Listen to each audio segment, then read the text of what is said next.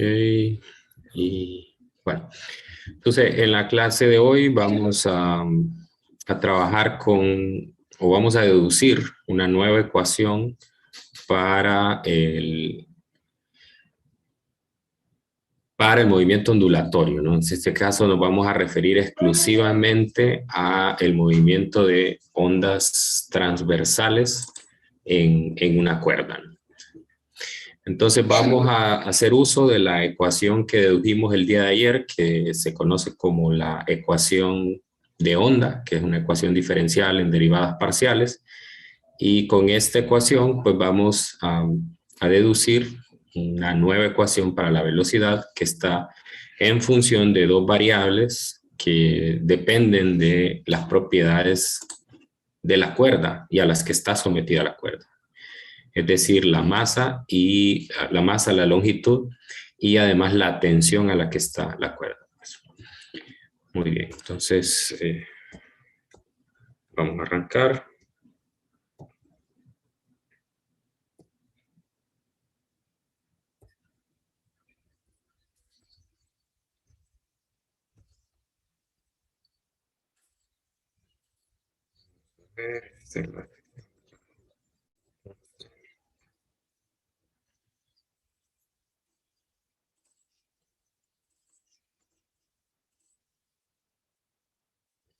Entonces ayer, ¿qué hicimos? Ayer hicimos un problema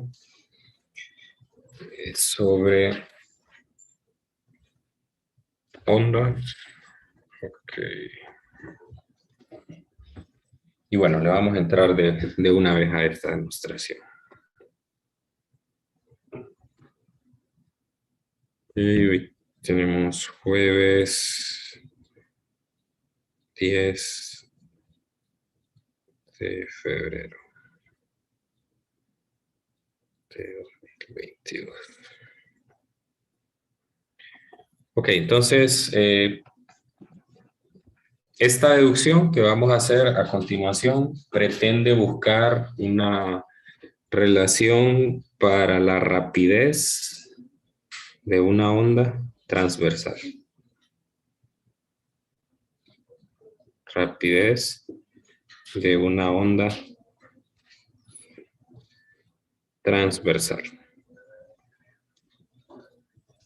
Ok, ¿por qué exclusivamente para una onda transversal? Pues porque el movimiento que vamos a estudiar primero es es el de las partículas moviéndose hacia arriba y hacia abajo respecto a la dirección de la onda, así como vimos en los simuladores que estudiamos en las primeras clases de la semana. Y entonces, lo primero es hacer un bosquejo, ¿no?, de lo que está pasando. Tenemos una cuerda por la cual está pasando una onda transversal. Sabemos que las partículas en esta cuerda sufren un movimiento armónico simple y que ese movimiento armónico simple, vamos a dejar solo tiene una aceleración en y, ¿verdad? Donde sabemos que la aceleración en y es la segunda derivada de la función de onda con respecto al tiempo, ¿no? O sea, en otras palabras, ese segmento de la cuerda está sufriendo una fuerza. Según la segunda ley de Newton, la fuerza es igual a la masa por la aceleración, ¿no? Entonces yo podría calcular la fuerza transversal que está sufriendo la cuerda si multiplico por la masa del segmento. Entonces, la idea es que el segmento lo hagamos lo más pequeño posible, de tal manera que se convierta en un diferencial de masa, la masa de ese segmento. Ok, entonces voy a hacer un acercamiento a una región. Voy a estudiar un pequeño segmento de la cuerda.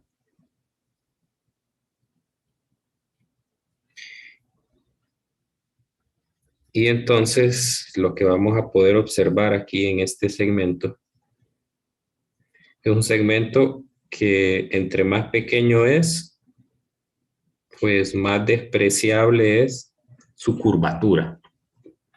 Entonces voy a poner aquí en una línea punteada, digamos que el eje que representaría la pequeña curvatura que hay, pero entre más pequeño es esto, digamos, más despreciable es esa curvatura. Entonces, eventualmente vamos a hacer que tienda a cero esa curvatura. De tal manera entonces que este segmento va a tener una longitud que lo voy a llamar delta X. Así que se extiende desde un punto donde X es igual a X, así le voy a llamar, y un punto donde X es igual a X más delta X. O sea, la región que estoy tomando está entre X y X más delta X. Bueno, entonces ese segmento tiene una determinada masa. Masa del segmento. Le voy a poner M igual al producto de dos cantidades. Una es una constante, que la voy a denotar con la letra griega mu, y delta X, que es la longitud. Evidentemente que mu tiene que tener, para que esto coincida, tiene que tener unidades de kilogramo por metro, ¿no? Es decir, si multiplico por una distancia que es delta X, que en el sistema internacional la mido en metros, entonces la constante por la que estoy multiplicando para que me dé una masa tiene que estar en kilogramos por metro. Entonces ya voy viendo las primeras características que tiene, ¿verdad? Sí. Entonces, ¿dónde esa constante mu es la densidad lineal de masa? Densidad lineal de masa. Okay. Entonces,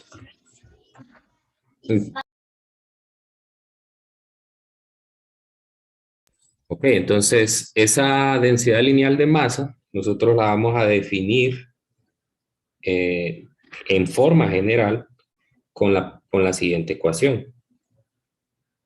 Forma general es la derivada de la distribución de masa con respecto a X, con respecto a la distancia de ese segmento. Esa es la definición general de mu. Ahora, si la distribución de masa es constante, si la distribución de masa es constante o es uniforme, entonces se puede simplificar y se pueden convertir esos diferenciales en delta M y delta X, ¿no? De manera entonces que una forma alternativa, ojo, si la distribución de masa es uniforme. ¿Qué creen que significa una distribución de masa uniforme? Vamos a ver quién me podría decir qué cree que significa una distribución de masa uniforme. Que cada segmento de la masa... ¿Qué habla el compañero? No, dale, continúa. Bueno, que cada segmento de la cuerda o de lo que produzca la onda pese lo mismo. Correcto. O sea que si yo, por ejemplo, agarro la cuerda y la parto en centímetros, o sea, en partes iguales a 1 centímetro y todos los llevo a la balanza, todos tienen aproximadamente la misma masa. Eso significa una distribución de masa uniforme. Y eso, por lo general, es así, ¿verdad? O sea, es decir, usted va y compra un cáñamo, compra una cuerda para el tendedero de su casa, ¿verdad? Normalmente son así, porque no tendría sentido vender una cuerda que no tuviera una distribución de masa uniforme. Eso la haría débil en algunos segmentos y provocaría que se rompiera, ¿no? Ok, entonces, si la distribución de masa es uniforme, entonces la masa, el mu, perdón, sería igual al cociente entre la masa total y la longitud total. Y además, sería una constante. Normalmente en los problemas, eso va a ser así. Normalmente. Muy rara vez vamos a encontrar problemas en los cuales la distribución no es uniforme, pero se da el caso, ¿no? Y recuerdo por ahí que hay un problema en el libro donde se da eso. Entonces, si no es uniforme, lo que deberían de darle a usted es esa función de masa para que usted pueda derivarla y entonces encontrar mu, ¿verdad? Entonces, mu sería, normalmente sería una función que depende de x, una función que depende de x. Entonces, mu sería como una constante multiplicado por x. Me daría cuál es la variación que hay. Bueno. Ok, este solo es como un paréntesis para completar la introducción de esa nueva cantidad que va a ser muy importante de aquí en adelante en la clase. Bueno, entonces voy a reordenar esto, no me gusta cómo quedó el espacio aquí.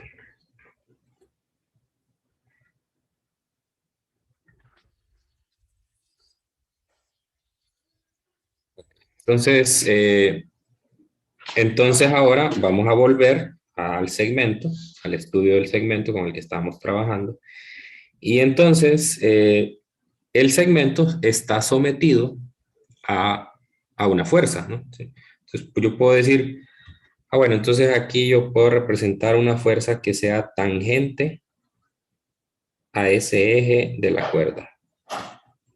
Sería esta la del lado izquierdo le voy a llamar F1 y a la del lado derecho le voy a llamar F2. Y esas dos fuerzas se pueden descomponer en una componente en X y una componente en Y. Esta sería la componente F2X. Y aquí tendría la componente F2Y. Aquí tendría la componente F1X. Y aquí tendría la componente F1Y. Entonces, aquí voy a entrar a los detalles, por eso es que se menciona exclusivamente que es para una onda transversal, porque el movimiento que voy a estudiar a continuación es exclusivo de una onda transversal. En una onda longitudinal, pues la cosa no se da así. Sabemos de una onda transversal, y lo marqué aquí en esta figura que hice al par, que las partículas están sometidas a una aceleración transversal en Y. Por lo tanto, si hay una aceleración, entonces la sumatoria de fuerzas en Y tiene que ser diferente de cero, tiene que ser igual a una masa por la aceleración en Y. Mientras que en X nosotros sabemos que no hay movimiento de las partículas de la cuerda, el movimiento solo se da de forma transversal. En X lo único que se desplaza es la onda, por lo tanto, la sumatoria de fuerzas en X debe de ser igual a cero. Entonces eso es lo que voy a plantear aquí a continuación. Entonces, la fuerza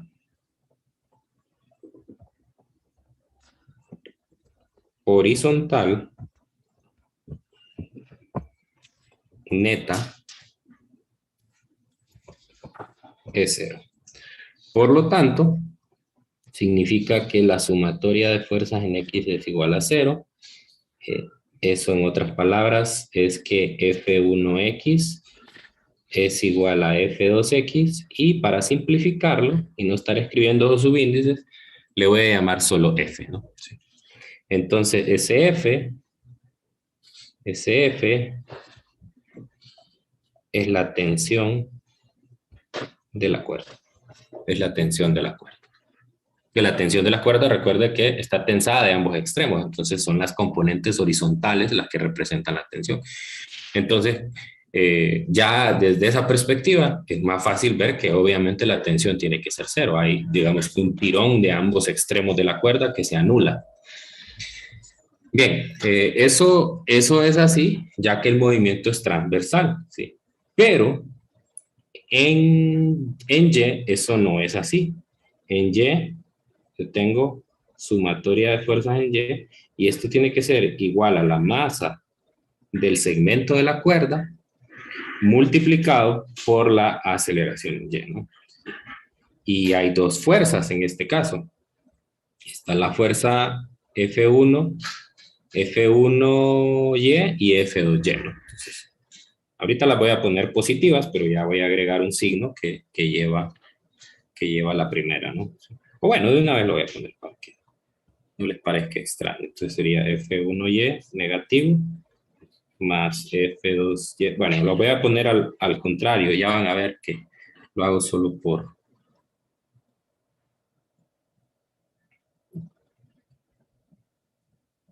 F2Y negativo F1Y. Y la masa del segmento, entonces, como ya dije anteriormente, es la multiplicación de la constante mu por su longitud, que es delta X. Entonces sería la masa del segmento, perdón, el mu y la longitud.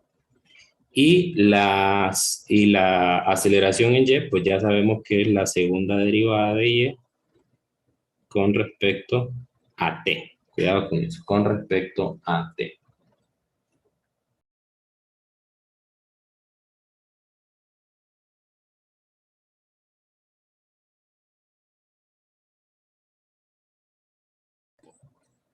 Muy bien, entonces tenemos esa ecuación en Y.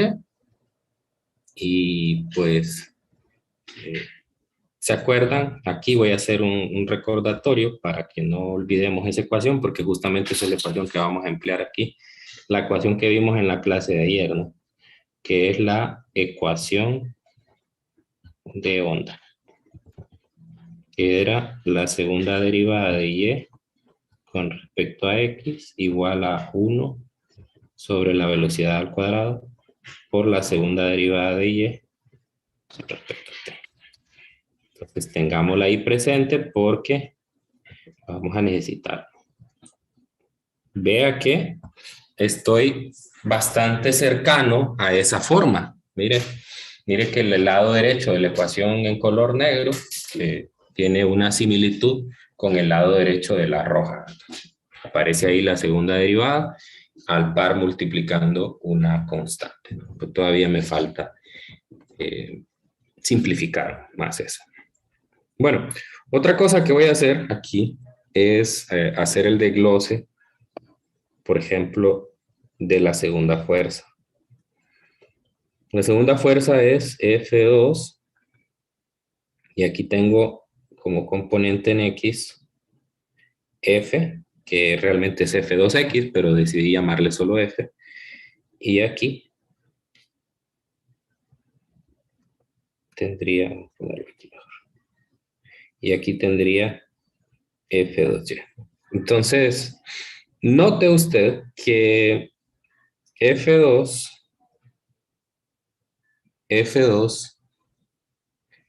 o bueno, más bien, si yo divido F2Y entre F, eso es aproximadamente igual a la variación en Y entre la variación en X.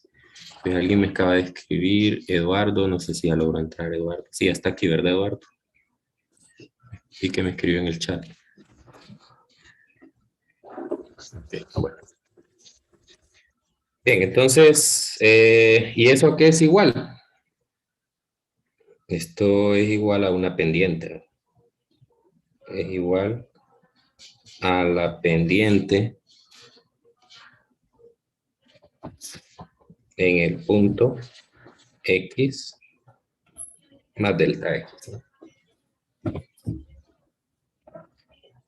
Entonces, el cociente, lo que logro ver ahí de esa sencilla relación trigonométrica, es que el cociente entre la componente en Y, entre la componente en X, es aproximadamente la pendiente en ese punto.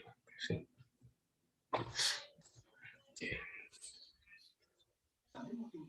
Ok, Eduardo, pero... Ya me dejó. Antes no me dejaba. Ok. Sí, por Disculpe. eso no está desactivado. Ok. Bueno, entonces tengo esa pendiente. Ujú. Tengo esa pendiente, ¿verdad? Entonces nosotros recordamos que la pendiente se define como la derivada. ¿Sí? O sea, si es la pendiente en ese punto, entonces quiere decir que este cociente es la derivada de y con respecto a x en el punto donde x vale x más delta x. O sea, ya en el lenguaje del cálculo, eso vendría a ser. Eso vendría a ser. Muy bien, entonces quiere decir que le pongo la derivada parcial porque hay que recordar que y depende del tiempo también. Muy bien, entonces quiere decir que esa F2Y que aparece aquí, la puedo sacar a partir de esa ecuación. Entonces, de esa ecuación lo que veo es que me queda la multiplicación de F por la derivada de Y con respecto a X en el punto X más delta X. Y de forma similar para la F1Y, pues puedo hacer la misma aproximación, ¿verdad? Entonces vendría a ser F por la parcial de Y con respecto a X, pero en el punto X. Y en el lado derecho me quedaría mu, bueno, no lo voy a escribir, lo mismo, no me queda espacio ahí. Bueno, entonces saco de factor común la F y la mando a dividir al lado derecho y el delta X lo mando a dividir al lado izquierdo. Ok, entonces me va a quedar aquí la primera derivada de Y con respecto a X evaluado en X más delta X menos la derivada de Y con respecto a X evaluada en X dividido entre delta X. Y del lado derecho, pues entonces me queda mu entre la tensión por la segunda derivada de Y con respecto a T. Todavía siga comparando con la ecuación de onda en rojo que tenemos allá. Fíjese que ahora sí ya tengo exactamente lo que me aparece en el lado derecho. ¿Por qué? Porque me aparece una constante que es 1 sobre la velocidad al cuadrado multiplicado por la segunda derivada de Y con respecto al tiempo. Entonces quiere decir que lo que tengo en el lado izquierdo, note otro recordatorio aquí, ¿verdad? Este lo hicimos, se los puse ayer al final de la clase. La definición de la derivada, si yo tengo una función y la derivo con respecto a x, eso es el límite cuando delta de x tiende a 0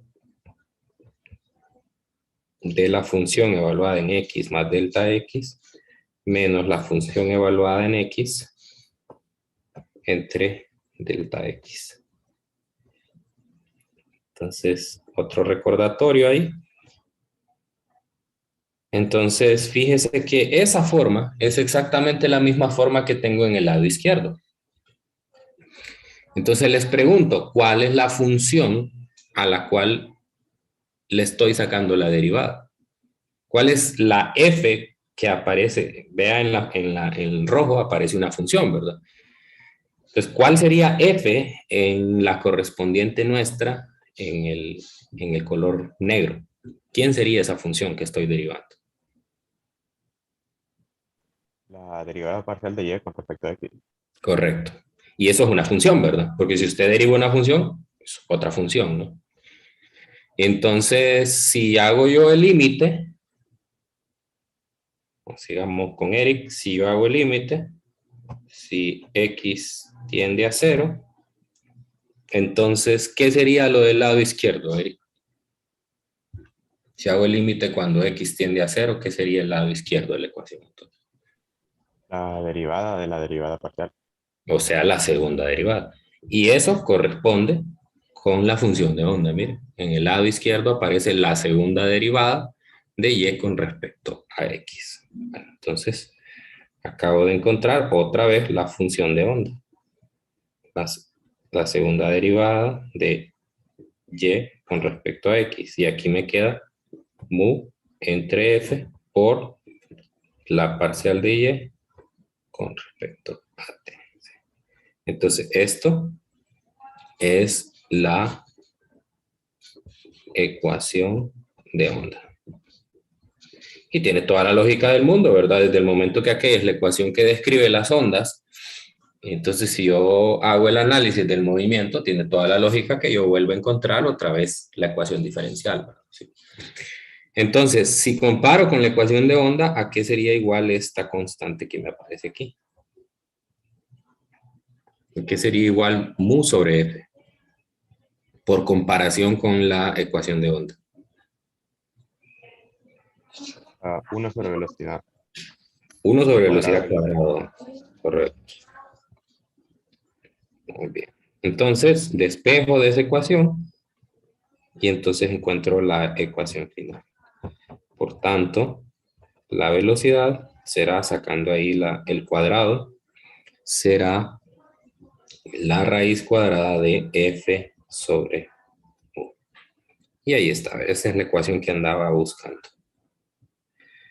Entonces, esta es la rapidez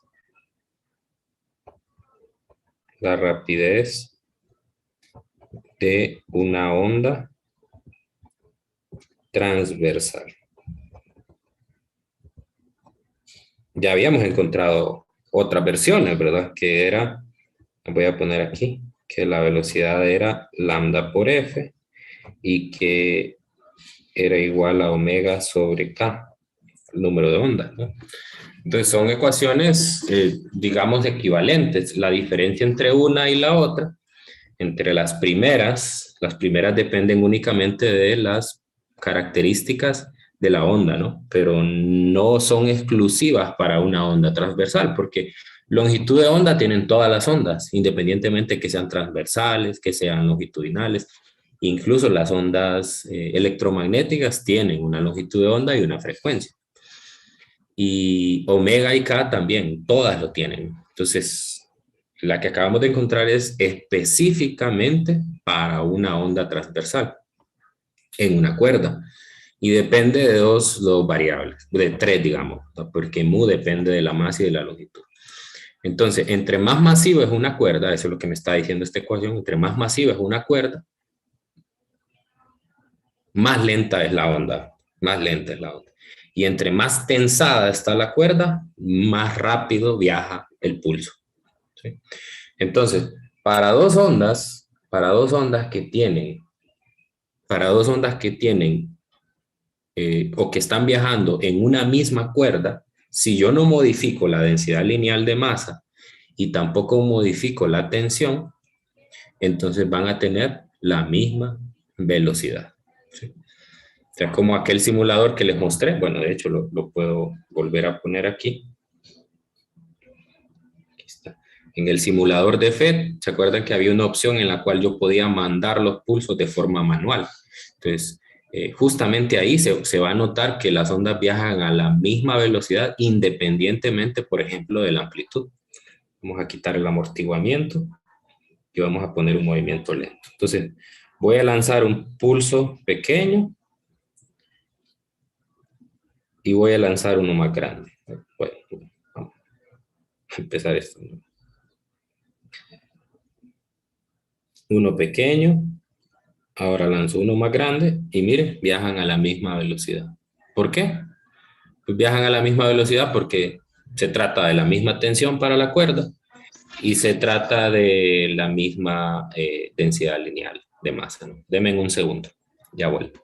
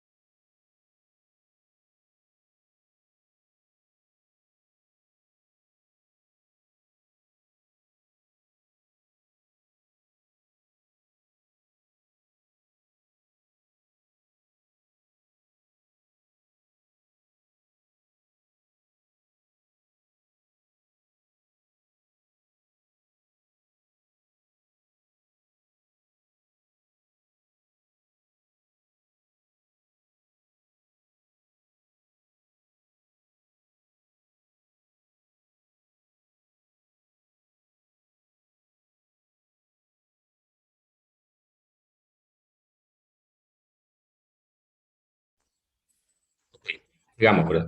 Bueno, entonces les decía que en este simulador queda claro que si yo lanzo dos pulsos idénticos, entonces,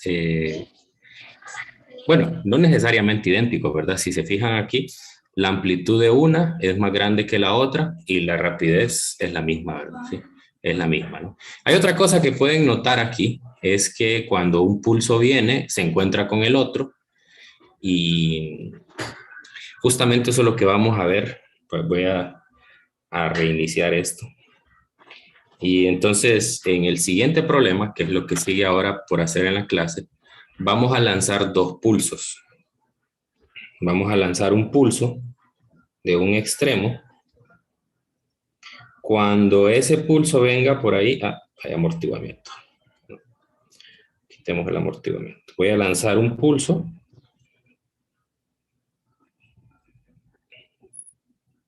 Y voy a lanzar otro aquí. Entonces vea que hay un punto, voy a frenar, a pararlo por ahí. Entonces ahí se van a encontrar los dos pulsos. Lanzo un pulso del lado izquierdo y un pulso del lado derecho y se van a encontrar. Entonces, el siguiente problema tiene por objetivo que nosotros estudiemos ya con la nueva ecuación de velocidad cuál es el punto de encuentro de esos pulsos. Que yo pueda determinar eso. Pero bueno, mejor pongo el enunciado para que entiendan un poco más de lo que estoy hablando.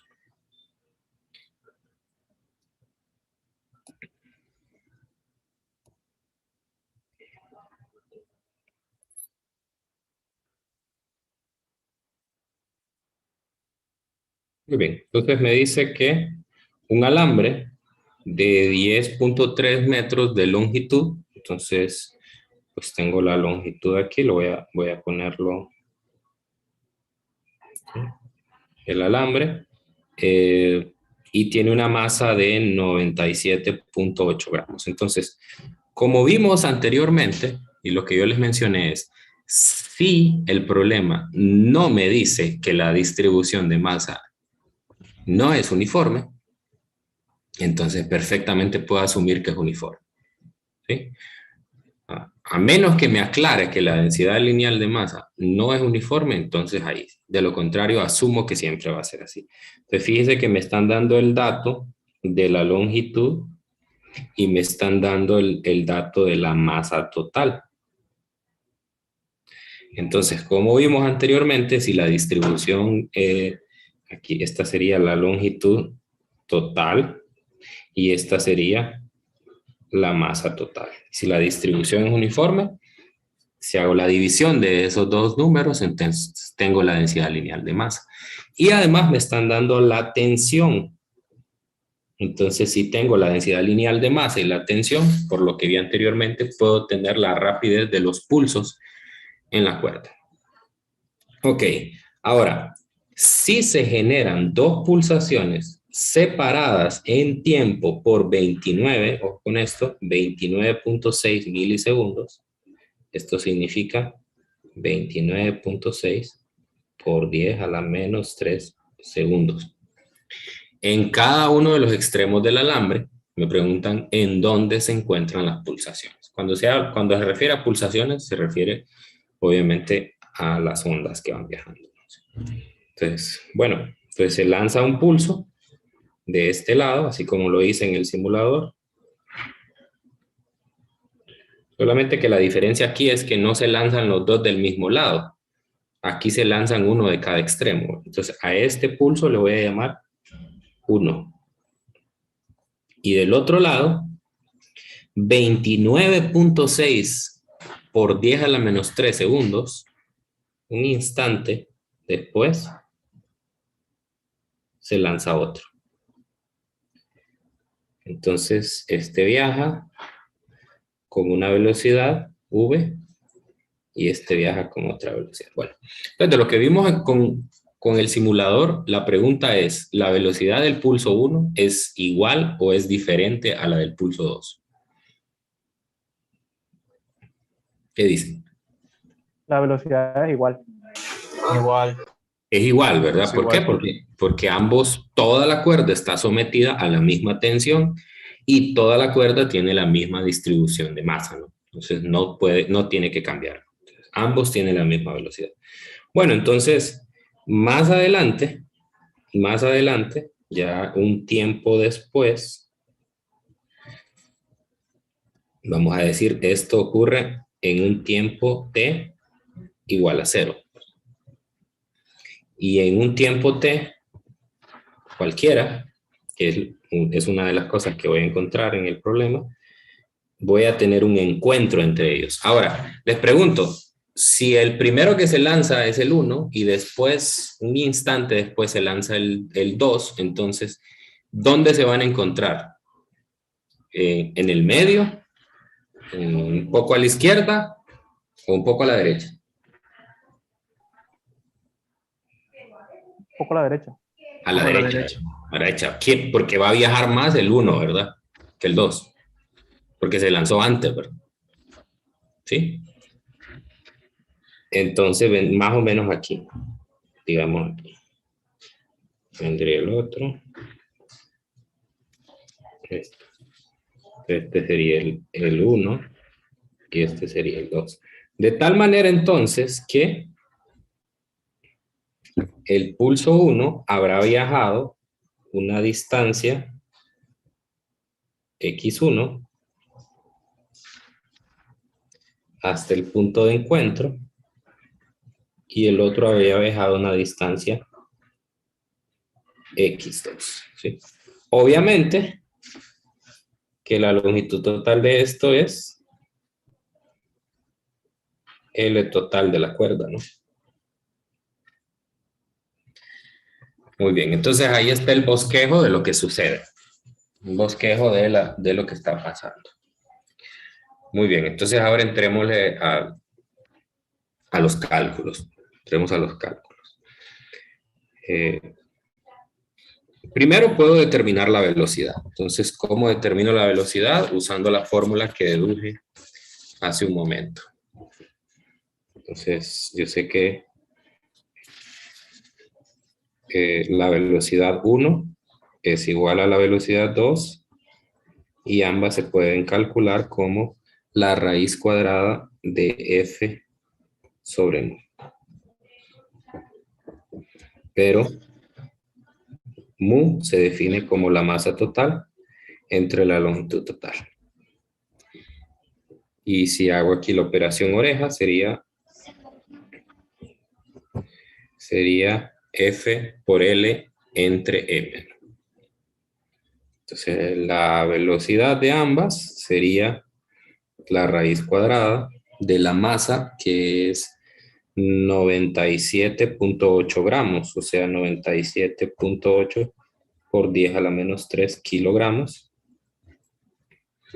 La tensión, que es 248 newtons, por la longitud, que es de 10.3 metros. 10.3 metros. Y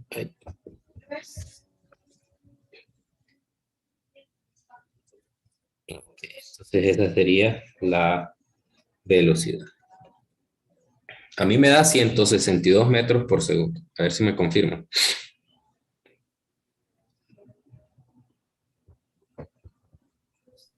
Sí, a mí también. Ok. Igual. Bueno, esto no es un dato. No lo voy a encerrar porque no es una respuesta. A ver, entonces ya tengo la velocidad. Bien.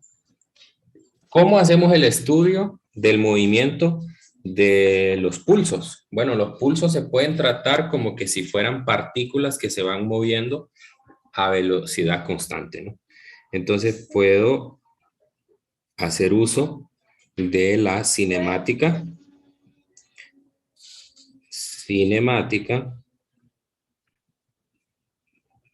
a velocidad constante. Entonces, la X, o bueno, voy a escribir la ecuación aquí. La velocidad es igual a la distancia sobre el tiempo, ¿no? De tal manera entonces que la distancia la puedo encontrar como el producto de la velocidad por el tiempo.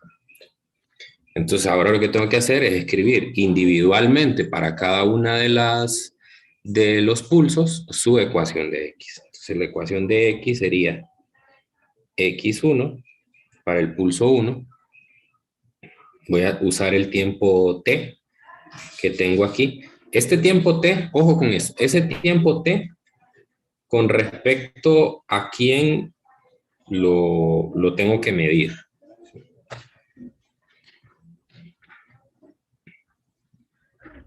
¿Con respecto a quién? La Es onda decir, 1. ¿a la 1 o a la 2? Pues depende, ¿no? Depende de los gustos. Depende de los gustos. Entonces, en este tiempo T, yo lo voy a medir con respecto al 2. Entonces, aquí va a haber transcurrido un tiempo T, que es el tiempo que ha viajado el pulso 2 hasta el encuentro, más el delta T, porque quiero incorporar el delta T, ¿no? Sí. Entonces, este T más delta T sería medido respecto a 2. Entonces, respecto al pulso 2, ha pasado un tiempo T, que es el tiempo total, más el tiempo de desfase que hay entre ellos. ¿Sí? Okay. Entonces, para X1 va a ser igual a la velocidad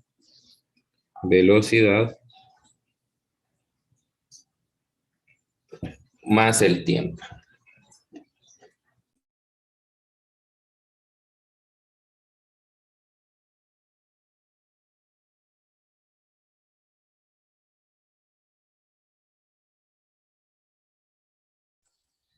Ok, entonces ese sería el primero. Y el segundo, X2, velocidad por tiempo, ¿no? Te repito, ¿quién es T? T es el tiempo que ha transcurrido hasta el punto de encuentro desde que salió el pulso 2. Desde que salió el pulso 2. Entonces, por eso es que obviamente tendría que escribirlo así. Ok, ¿qué pasa si me hubiera equivocado y los hubiera escrito al revés? Si hubiera escrito T más delta T en X2, pues entonces quien viajaría más sería el pulso 2 y no el pulso 1. Entonces no tendría sentido, ¿verdad? No tendría sentido que el pulso 2 viaje una mayor distancia si se lanzó después, ¿verdad? Ok, entonces bien, entonces aquí lo que tengo que hacer es plantear un sistema de 3 ecuaciones. La otra ecuación que tengo es que X1 más X2 es igual a L, ¿no? Tengo la ecuación 1, tengo la ecuación 2 y tengo la ecuación 3. Muy bien, entonces tengo un sistema de 3 ecuaciones. Entonces aquí quiero que me ayuden ustedes, quiero que se pongan a trabajar ahí en su cuaderno y quiero que me despejen este sistema de ecuaciones para ya sea X1 o X2. Cualquiera de las dos es una respuesta para el problema. Porque solo me pregunta que dónde se encuentran. Entonces yo podría dar como respuesta X1 o X2. Entonces vamos ahí trabajando en sus cuadernos, hagan el despeje de ese sistema de ecuaciones. Sabiendo pues que ya conocemos quién es delta T y quién es L. Delta T sabemos que es 29.6 por 10 a la menos 3 y L es 10.3 metros. Ok, bien. Entonces les doy un par de minutos para que hagan ese despeje y me den la respuesta.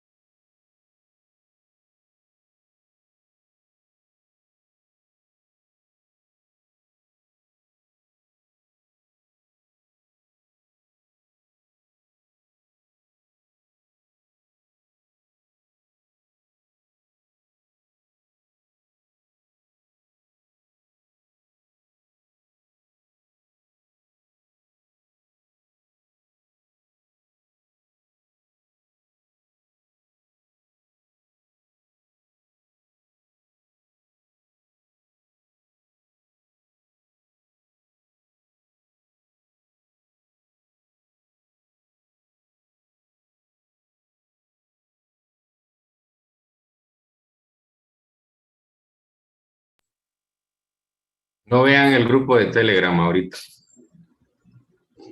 porque ya están mandando la respuesta ahí los de la sección de las 9.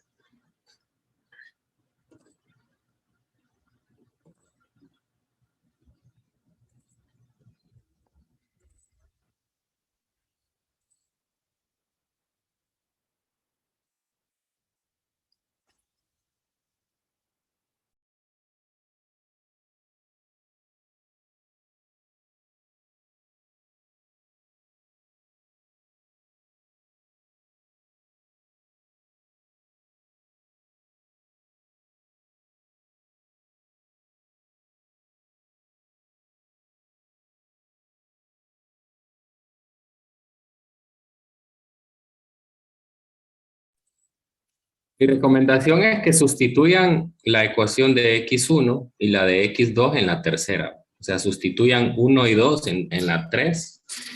De ahí despejan para el tiempo. Así se deshacen de esas incógnitas. Despejan para el tiempo y ya solo sustituyen, ya sea en la primera o en la segunda.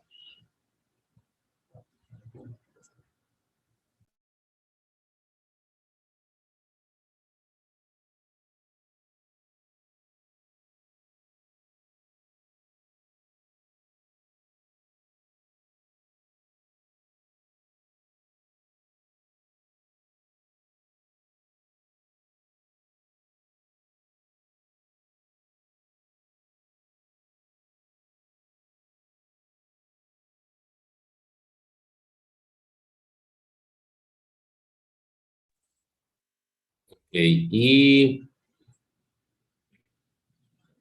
Matilde, ¿cómo va? Ahorita estoy tratando de despegar para X2. Perdón, para el tiempo. Ok. Bueno, le espero. Usted me va a enseñar sus cálculos.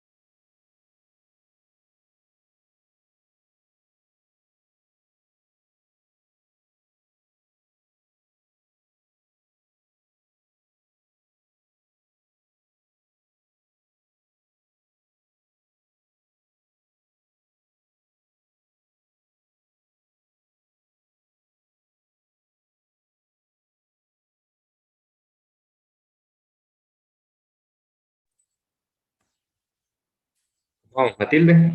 Ya.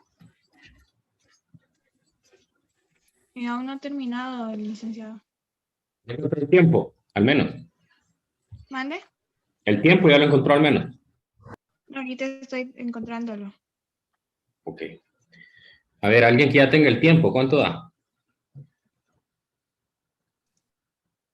No sé si estoy en lo correcto, pero a mí me sale 0.016 y otros cuantos números más. Igual a Coin- mí. Coincidimos. Ah, ok. Yo encontré Xlib, pero no ocupa el tiempo. Sí, claro. O sea, me estoy refiriendo a la sugerencia que yo les hice, de primero encontrar el tiempo y después sustituir. Oh, no, no es necesario. Digamos, no es necesario pasar por eso, porque hay diferentes técnicas que pueden utilizar para encontrarlo. A ver, si no encontró el tiempo, entonces probemos a ver si coincidimos con las X. ¿Cuánto le dan? X1 me da 7.5 y X2 2.75. 7.55, X1. 7.5476 me dio. Ok, está bien. Vamos bien. Bueno, voy a dejar de compartir pantalla para que Matilde nos muestre su solución.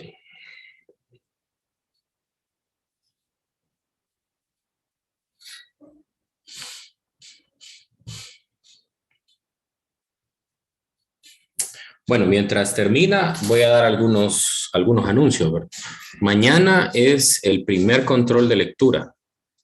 El primer control de lectura es, bueno, todos los controles de lectura están habilitados desde las 2 de la tarde hasta las 3. ¿Sí? Es decir, solo durante un periodo de 3 horas va a estar disponible para que usted pueda realizar su intento. El intento, cuentan con un solo intento y tiene una duración de 30 minutos. Por lo tanto, quiere decir que en el momento que usted arranque con el cuestionario, solo cuenta con 30 minutos para completarlo. Claro que si usted entra faltando 10 minutos para las 5, entonces pues no le va a durar 30 minutos, porque se le va a cerrar a las 5. Entonces procuren entrar temprano para que le dé el tiempo completo. El cuestionario es teórico, o sea, es decir, no hay preguntas o no hay problemas en los cuales ustedes tengan que hacer cálculos numéricos. Sin embargo, podría ser que en alguna pregunta les toque revisar alguna fórmula. Tal vez les hagan una pregunta de qué pasa qué pasa con el periodo si yo aumento al doble la amplitud, cosas de ese tipo, ¿verdad? Entonces, obviamente les tocaría revisar las ecuaciones. Así que tengan a mano una página y tengan a mano sus apuntes también, ¿verdad? Si es necesario verlo. Claro que es válido que tengan los apuntes. No tienen que mandarme ninguna solución, nada escaneado ni nada. Solo son preguntas de selección única y el mismo campus se la va a revisar. Si alguno de ustedes, luego va a aparecer la nota, si alguno de ustedes tiene alguna pregunta posterior ya a la nota y quiere que yo le aclare, entonces me escribe de forma individual, de preferencia me escribe mejor ya el lunes, ¿verdad? El lunes, para poderle aclarar, porque el fin de semana rara vez tengo chance de estar ahí contestando mensajes, ¿verdad? Entonces me puede escribir el lunes en la mañana y me dice, mire, Elic, yo tengo duda en esta pregunta, no quedé muy convencido cuál era la respuesta. Entonces yo le aclaro y le digo, mire, usted seleccionó esta, pero esa no está bien por esta y esta razón. Cosas así, ¿verdad? Esa es la revisión. Pero se hace de forma individual, no se hace en el campus. Ok, y otra cosa, vamos a ver. No, eso era el único anuncio. Muy bien. ¿Cómo vamos, Matilde? ¿Ya? Sí, ya lo tengo. Ok, bueno, entonces, si quiere, encienda su Voy a cámara. encender la cámara para mostrar el ejercicio. Muy bien, muy bien. Voy a fijar aquí para que me salga más grande. Muy bien, vamos a ver. Primero encontró el tiempo. No, primero encontré X2. Ah, X2. Hizo Bueno, más fácil. pues si tiene X2 ya no necesita el tiempo, pues. Ah, bueno. Pues sí, claro, pues el tiempo es un paso intermedio para llegar a X1 o X2, ¿no?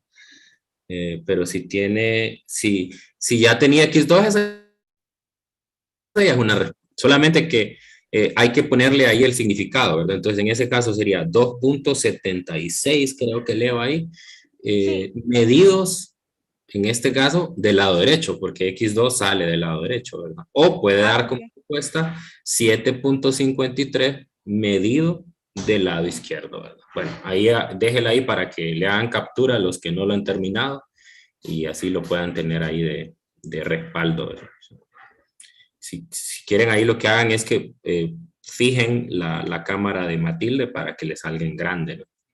Si no, les van a salir todas chiquitas. Bueno. También lo puedo mandar al grupo si gustan. Creo que ya hubo alguien que lo mandó de la sección de las 9. Entonces, no se preocupe por eso. Que ustedes lo tuvieron que ver. Es que con la sección de las 9 fue que no me dio el tiempo de terminarlo.